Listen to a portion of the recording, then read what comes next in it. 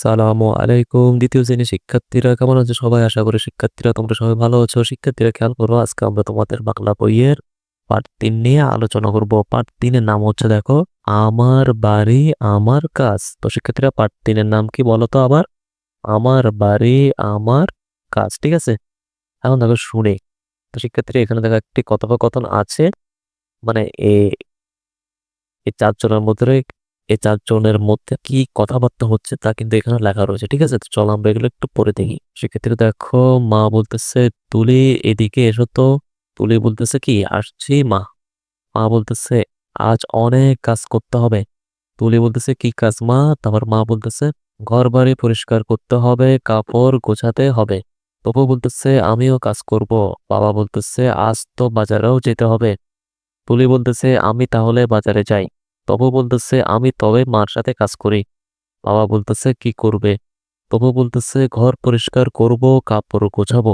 মা বলতেছে ঠিক আছে সবাই মিলে কাজ করব। বাবা বলতেছে মিলেমিশে করলে কাজ সহজ হয়। আশা করি শিক্ষার্থীরা তোমরা কথোপকথনগুলো বুঝতে পেরেছো। এখন দেখো শিক্ষার্থীরা এখানে কি লেখা রয়েছে। মা কি কি কাজের কথা বললেন, তুলি কি কাজ করবে, তপু কি কাজ করতে চাইলো, বাজারে গিয়ে তুলে কি করবে, এই পাঠ থেকে আমরা কি শিখলাম? তো শিক্ষার্থীরা এই প্রশ্নগুলোর উত্তর কি হবে চলো আমরা দেখে আসি। তো শিক্ষার্থীরা ৬ পৃষ্ঠা দেখো, আমাদের প্রশ্নটা ছিল মা কি কি কাজের কথা বললেন। তো শিক্ষার্থীরা এই প্রশ্নটার উত্তর তোমরা কিভাবে লিখবে দেখো। তোমরা লিখবে যে ঘর বাড়ি পরিষ্কার ও কাপড় গোছানোর কথা বললেন। মা কি কি কাজের কথা বললেন? ঘরবাড়ি পরিষ্কার ও কাপড় গোছানোর কথা বললেন। আশা করি তোমরা বুঝতে পেরেছ। পরবর্তী প্রশ্নটা ছিল শিক্ষার্থীরা দেখো, তুলি কি কাজ করবে। তো শিক্ষার্থীরা তুলি কি কাজ করবে দেখো, উত্তরটা তোমরা লিখবা তুলি বাবার সাথে বাজারে যাবে। তুলি বাবার সাথে বাজারে যাবে। তোমরা এভাবে এই প্রশ্নটার উত্তর লিখবা। ঠিক আছে? পরবর্তী প্রশ্নটা ছিল দেখো কি ছিল, পরবর্তী প্রশ্নটা ছিল হচ্ছে তপু কি কাজ করতে চাইলো।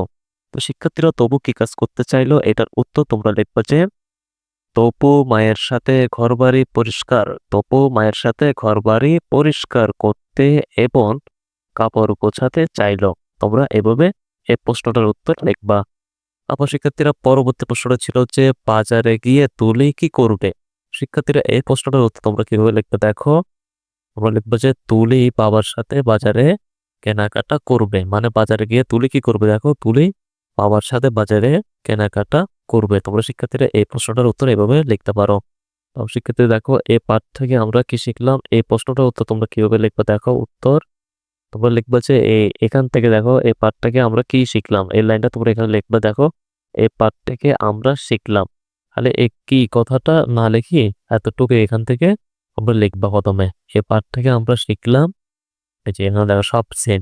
এই পাঠ থেকে আমরা শিখলাম এতটুকু লিখে লিখবো যে এবার থেকে আমরা শিখলাম সবাই মিলে কাজ করলে কঠিন কাজও অনেক সহজ হয়ে যায়। তাই না শিক্ষার্থীরা? সবাই মিলে অনেক কাজ করলে, সবাই মিলেমিশে কাজ করলে যে কোনো কঠিন কাজ সহজ হয়ে যায়। শিক্ষার্থীরা তোমরা এই প্রশ্নটার উত্তর এভাবে লিখবা এবং সবগুলো প্রশ্ন উত্তর শিখে ফেলবা।